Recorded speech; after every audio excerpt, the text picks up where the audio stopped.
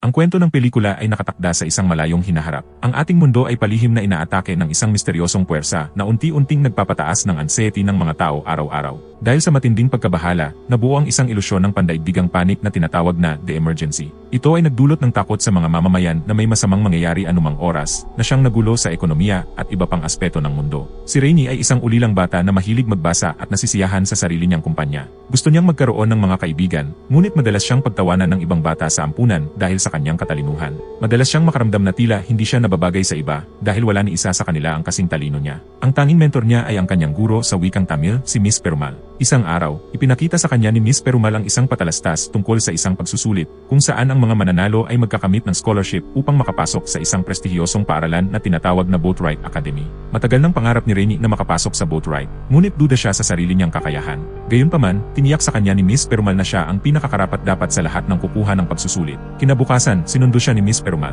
Sumakay sila ng sasakyan patungo sa examination hall at naghiwalay matapos ang isang mahigpit na yakap. Maraming bata ang naroon upang kumuha ng pagsusulit kasama si Rainy. Ang kanilang tagapagsuri ay isang kakaibang ngunit mahigpit na babae na nagngangalang number 2. Ipinaliwanag niya sa kanila kung ano ang mga dapat at hindi dapat gawin. Tinignan ni Rainy ang unang tanong sa pagsusulit, kung may pagkakataon siyang iligtas ang isa lamang sa pagitan ng isang elepante at isang lama na nahuhulog mula sa mataas na lugar, sino ang pipiliin niyang iligtas? Sinagot niya na ililigtas niya ang elepante sa pag-asang kaya nitong bumagsak nang hindi gaanong nasasaktan at masasalba rin nito ang lama sa pagbagsak. Matapos sagutin ang iba pang mga tanong na may kaugnayan sa compassion, nakarating siya sa huling tanong, matapang ka ba? Matagal siyang nag-isip bago sinagot, gusto ko sanang isipin na. Matapos nito, inutusan sila ni number 2 na ibaba ang kanilang mga lapis. Sinuri niya ang kanilang mga sagot habang matiim na naghihintay ang mga estudyante. Nang matapos, inanunsyo niya na ang mga papasa lamang sa pagsusulit na ito ang maaaring magpatuloy sa ikalawang bahagi ng exam, kailangan nilang magtungo sa gusali sa kabilang bloke ng eksaktong ika-1 ng hapon. Binigyang diin din niya na maaari lamang silang magdala ng isang lapis at pambura sa susunod na pagsusulit. Nang tanungin ni Rainy kung magkakaroon ba sila ng sharpener sakaling maputol ang kanilang lapis, sinagot siya ni number 2 na mayroon silang lahat ng kailangang gamit para sa pagsusulit. Pagkatapos, binasa niya ang listahan ng mga estudyanteng pumasa at nag-iisa lang ang pangalan ni Rainy sa listahan. Dismayado ang ibang bata habang isa-isa silang lumabas ng silid. Samantala, si Rainy ay naglakad papunta sa susunod na examination hall, puno ng pagtataka at pananabik sa susunod na hamon. Habang naglalakad papasok, isang batang babae na nagngangalang Honda na nasa unahan ni Rainy ang aksidenteng nakalaglag ng kanyang lapis sa isang alulod. Iniwan siya ng kanyang kaibigan at diretsong pumasok sa gusali, ngunit nag-alok ng tulong si Rainy. May ilang minuto na lang bago magsimula ang pagsusulit, kaya hinati niya ang kanyang lapis sa dalawa at iniabot ang kalahati kay Honda. Tiwalang may sharpener sa loob. Lubos ang pasasalamat ni Honda at inalok siyang ipakita ang mga sagot sa kanya habang nag-exam, ngunit magalang itong tinanggihan ni Rainy. Sa loob ng examination hall, ipinaliwanag ni number 2 na sinumang magsasalita habang nasa pagsusulit ay agad na maaalis. Idinagdag pa niya na mahaba at mahirap ang test. Isang batang babae ang napabuntong hininga sa narinig, kaya't agad siyang nadiskwalipika dahil sa ingay na nagawa niya. Itinaas ni Rainy ang kanyang kamay at itinuro ang kanyang lapis, nagpapahiwatig na kailangan niya itong tasahan. Nauunawaan ito ni number 2 at pinayagan siyang gamitin ang sharpener. Nagsimula na ang pagsusulit at ilang segundo pa lang ang lumilipas nang may isang batang lalaki na biglang tumakbo palabas habang sumisigaw, hindi ko kaya ito. Samantala, nakatuon si Rainy sa mga tanong, ngunit masyado itong mahirap para sa kanya. Karamihan sa mga ito ay advanced level na tungkol sa world history at geography. Sa kabila nito, si Honda, na nakaupo mismo sa harap ni Rainy, ay natapos sa loob lamang ng 30 minuto. Bago niya ipasa ang kanyang papel, palihim siyang naghulog ng isang maliit na piraso ng papel sa tabi ni Rainy. Napansin niya na nakasulat dito ang lahat ng sagot. Kahit nahihirapan sa mga tanong, hindi niya ito pinulot. Ramdam ang tensyon sa silid at may ilang estudyante na halos maiyak dahil sa hirap ng pagsusulit. Wala ni isang sagot na alam si Rainy, ngunit nang basahin niyang mabuti ang mga tanong, natuklasan niya ang isang kakaibang pattern. Ang sagot sa unang tanong ay nakatago sa huling tanong. Dahil dito, natuklasan niyang nasa loob mismo ng mga tanong ang mga sagot. Sa sandaling napagtanto niya ito, mabilis niyang naisulat ang tamang sagot at matagumpay na natapos ang pagsusulit. Makalipas ang ilang sandali, inihayag ang resulta, at tulad ng nauna, si Rainy lang ang nakapasa. Nagulat siya dahil alam niyang nandaya si Honda. Bago umalis, binati siya ni Honda at sinabing good luck, bago siya iniwan upang hintayin ang susunod na tagubilin. Maya-maya, pumasok sa silid ang isang bagong estudyante na nagngangalang Sticky Washington. Mayroon siyang eidetic memory, ibig sabihin, natatandaan niya ang lahat ng kanyang nakikita. Tulad ni Rainy, siya lang din ang pumasa sa kanyang batch, isang bagay na ikinagulat niya dahil may nandaya rin sa kanila. Nang mag-usap sila, napagtanto nilang pareho silang nakaranas ng kaparehong pangyayari. Bago ang pagsusulit, nakilala rin ni Sticky ang parehong batang babae na nakalaglag ng lapis sa sewage. Sa huli, natuklasan nila ang totoong layunin ng pagsubok, hindi lamang ito tungkol sa pagsagot sa mahihirap na tanong, kundi isang paraan upang subukin ang kanilang loyalty at kindness. Kaya naman silang dalawa ang pumasa, habang ang ibang estudyante na nakatuon lang sa mga sagot ay nabigo. Biglang may isang batang babae na tumakbo papasok sa silid at ipinakilala ang sarili bilang Kate. Siya ay isang atletikong bata na mahilig sa pakikipagsapalaran at hindi kailanman umaalis nang wala ang kanyang pulang balde na puno ng mga kagamitan.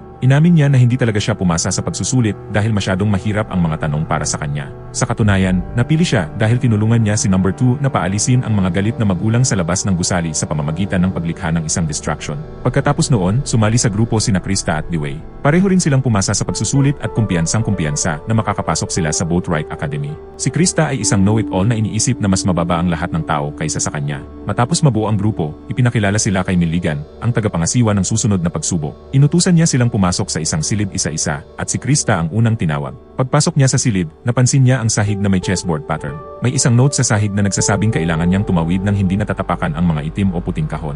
Diretsong sinabi ni Krista na hindi tumatangging gawin ang pagsubok dahil iniisip niyang ito ay isang trick question. Dahil dito, agad siyang nadiskwalipika ni Milligan at pinauwi. Sumunod si Dewey. Ginamit niya ang kanyang atletikong kakayahan upang tumalon papunta sa mga dilaw na kahon. Dumikit siya sa pader at mabilis na lumundag papunta sa kabilang dulo ng silid. Matapos niyang makatawid, si Kate naman ang sumunod. Bitbit pa rin ang kanyang red bucket na puno ng gamit, kumuha siya ng lubid at mahigpit itong itinali upang gawing tulay. Dati siyang nagtrabaho sa isang circus sa loob ng mahabang panahon at sanay siyang maglakad sa lubid. Sa paggamit ng kanyang kasanayan, madali niyang natawid ang silid at natapos ang pagsubok. Nang si Sticky naman ang sumalang, binasa niyang mabuti ang tanong at napansin niyang partikular nitong sinasabi na huwag lumakad gamit ang mga paa. Dahil dito, gumapang siya gamit ang kanyang mga kamay at tuhod upang tumawid sa silid. Sa huli, si Rainy ang sumubok. Matagal siyang nag-isip bago simpleng naglakad papunta sa kabilang dulo ng silid. Nang tanungin siya kung paano siya nakapasa, ipinaliwanag niya na ang mga kahon sa sahig ay mas mahahaba kaysa malalapad, kaya't hindi talaga ito squares kundi rectangles. Dahil ang tanong ay nagsabing huwag tumapak sa squares, malaya siyang nakalakad at matagumpay na natapos ang pagsubok. Matapos ang lahat ng iyon, inutusan sila ni Milligan na sumama sa kanya papunta sa lugar kung saan gaganapin ang kanilang final test. Dinala niya sila sa isang sewer at sinabing iyon ang daan patungo sa kanilang destinasyon. Nagtaka ang mga bata kung bakit ang entrance exam para sa isang prestihiyosong paaralan ay may kasamang paglalakad sa loob ng maruming imburnal. Napansin din ni Rainy na wala ni isa sa mga tagapagsuri ang tunay na nagbanggit tungkol sa Boatwright Academy. Gayunpaman, nagtiwala siya kay Milligan at sumunod upang marating ang harapan ng isang mansyon. Iniwan muna sila ni Milligan ng ilang minuto upang tingnan kung handa na ang lahat sa loob. Habang sila ay naghihintay, sinimula ni Dewey ang kanyang exercise, habang ang iba naman ay nag-usap tungkol sa kanilang mga pamilya. Ibinunyag ni Kate na namatay ang kanyang ina noong siya ay maliit pa, at iniwan siya ng kanyang ama sa isang ampunan. Hindi niya ito sinisisi dahil doon niya natuklasan ang pagmamahal niya sa circus. Sinabi naman ni Rainy na hindi niya kailanman nakilala ang kanyang mga magulang, pero paminsan-minsan ay hinahanap-hanap pa rin niya sila. Sumabat naman si Dewey at ipinagmalaki na mahal siya ng kanyang mga magulang at tinatawag siyang kanilang miracle. Pagkatapos ng kanilang pag-uusap, tinawag na sila papasok sa loob ng mansion na animoy isang maze. Biglang lumitaw si Honda sa harapan nila at inamin na ipinadala siya upang subukin sila. Para sa kanilang susunod na hamon, inilagay sila sa apat na magkaibang bahagi ng maze at inutusan silang maghanap ng paraan upang makarating sa ikalawang palapag. Kapag nakarating na sila sa tamang palapag, ang unang tatlong makakatunog ng kampana ang papasa. Bilang pahiwatig, sinabi ni Honda na dapat nilang magawa ito kahit nakapikit. Nagsimula ang pagsubok at agad na naghanap ng mga palatandaan si Rainy. Napansin niya na bawat pintuan ay may apat na karatula na nagtuturo sa iba't ibang direksyon. Samantala, sineryoso naman ni Sticky ang pahiwatig at sinubukang lampasan ang maze ng nakapikit. Dahil sa kanyang photographic memory, mabilis siyang nakanavigate sa daan. Si Kate naman ay nag-isip ng ibang paraan. Binuksan niya ang isang vent sa dingding at ginamit iyon upang makaakyat. Samantala, si Dewey ay sumunod lamang kay Sticky. Nang makarating sila sa hagdan, tinulak ni Dewey si Sticky sa dingding at naunang tumunog ng kampana. Natuklasan naman ni Rainy na ang mga palatandaan sa dingding ay nakasulat sa braille at nagpapakita ng tamang direksyon. Sinunod niya ito hanggang makarating din sa hagdan at tinulungan si Sticky na makatayo. Pagdating nila, naroon na si Kate at naghihintay sa kanila upang sabay-sabay nilang patunugin ang kampana. Nang magawa nila ito, silang tatlo ang nagwagi at si Dewey ay nadiskwalipika. Ang eksaktong panuto ay ang unang tatlong makakatunog ng kampana ang mananalo, kaya't dahil sabay-sabay nilang pinatunog ito, sila ang itinanghal na panalo. Pagkatapos ng pagsubok, ipinakilala sila sa utak ng buong pagsusulit si Ginoo Nicholas Benedict. Habang tinatalakay ang kanilang orientation, dumating ang ikaapat at pinakabatang miyembro ng grupo, si Constance. Siya ay isang maliit, matalino, at tusong bata na walang pakialam sa iniisip ng iba. Napag-alaman nilang naiba ang paraan ng kanyang pagpasa sa pagsusulit. Una, kinross out niya ang lahat ng tanong, sinasabing mali ang mga ito. Pangalawa, sinuway niya ang panuto at nagdala ng napakaraming lapis. At sa huling pagsubok, kumain lang siya ng sandwich imbes na lutasin ng maze. Sa kabila ng kanyang pagiging kakaiba, napili pa rin siya para sa misyon. Dumating na ang sandali ng katotohanan. Ipinahayag ni Ginoo Benedict na hindi talaga sila ni-recruit para sa scholarship ng Boatwright Academy.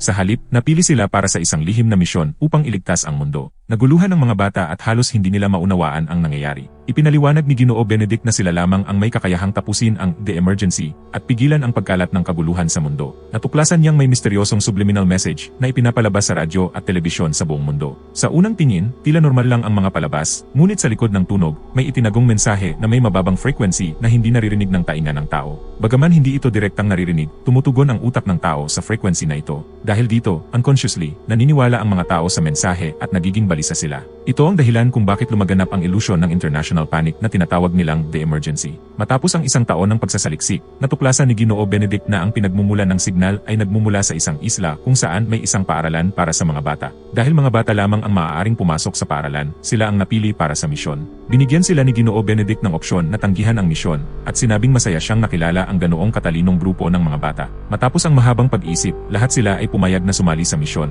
at dito nagsimula ang kanilang pagsasanay. Dito nagtatapos ang kwento, sana'y nag-enjoy ka sa panonood. Tulungan ang channel na ito, mag-subscribe ka na at mag-share, mag-iwan ng comment kung trip mo. Thank you for watching.